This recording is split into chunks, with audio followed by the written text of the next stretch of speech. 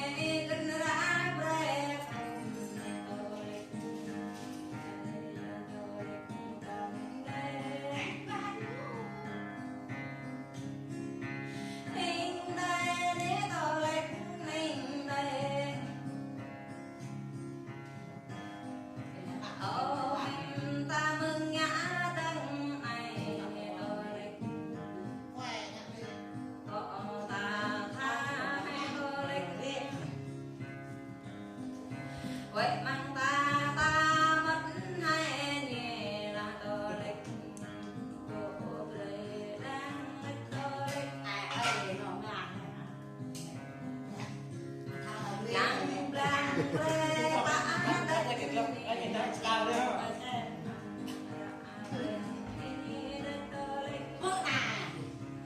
Không đi mà